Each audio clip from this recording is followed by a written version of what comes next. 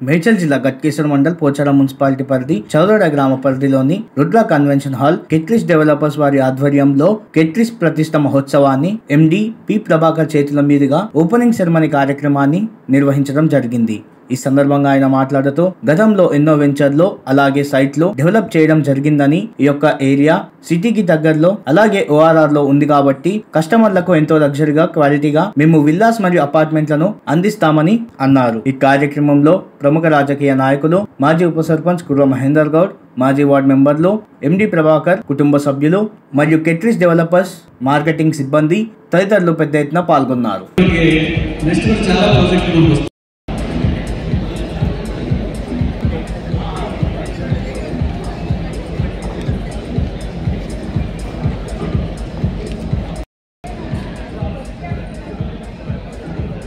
అద్భుతాలు చేసిన